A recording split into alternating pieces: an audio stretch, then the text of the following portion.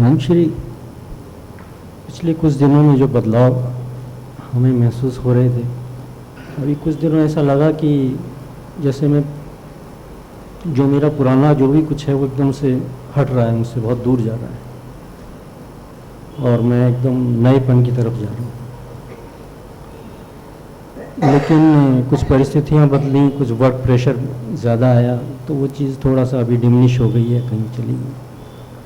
लेकिन फिर भी वो चीज़ आती रहती है और जाती भी रहती है, नहीं है, स्टेबल नहीं है। तो इस पर ज़रा कुछ देखिए, जब परिवर्तन आता है तो तमाम तरह से आता है और शुरुआत में परिवर्तन कभी कभी वो कार के डिपर की तरह होता है, जलता है बुझता है, जलता है बुझता है, वो मेन लाइट पे बाद में शिफ्ट होता है वो धीरे धीरे। तो हमारे अंदर शुरुआत में वो बड़ा फ्लिप फ्लॉप सा होता है कि आया गया, कोई समझ भी, जब आप समझ के नज़दीक होते हैं तो कभी कभी अचानक लगेगा सब समझ में आ गया, बिल्कुल आप इनलाइटेंड हो गए। फिर थोड़ी देर में लगेगा सब बेकार है, कुछ भी समझ में नहीं आता, बिल्कुल बुद्धू हैं। फिर कभी लगेगा, और वही ये ट्रांसफॉर्मेशन का वक्त, लेकिन ये कोई बताने के लिए हमारे पास नहीं होता, तो हम कंफ्यूज रहते हैं कि सही हो रहा है गलत हो रहा है। कभी अचानक लगेगा बिल्कुल पीस है, कोई दिक्कत नहीं है, अचानक आपको लगेगा सारी पीस चली गई, गायब हो गई। तो ये अभी एक परिवर्तन का जो चक्र है वो घूम रहा है। रहा सवाल परिस्थितियों का आसपास की, तो मैंने अक्सर देखा है कि परिस्थितियाँ जो हैं वो हमसे इतनी अलग नहीं हैं, हमारे इनर सेटलमेंट के अकॉर्डिंग ही कभी कभी उनका मूवमेंट होता है। हमारी जो आंतरिक व्यवस्था है, कभी हमको ज़रूरत होती है उन परिस्थितियों की, कभी मान लीजिए कुछ बड़ी हलचल वाली, बेचैन करने वाली परिस्थितियाँ, इवन ऑफिशियल हों या पारिवारिक हों, कैसी भी, और आप अभी बड़ी शांति में जा रहे थे और अचानक कुछ अर्थक्वेक आ गया परिस्थितियों में। तो हम इसको देखते, नज़रिया देखने का ये है कि गड़बड़ हुआ,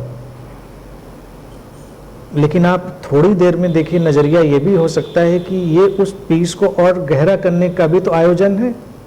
अब आपके पास एक एक्सपेरिमेंट भी आ गया कि जो चीज़ आपने अभी रियलाइज करी थी उसको प्रैक्टिकली यहाँ पर टेस्ट कर लें।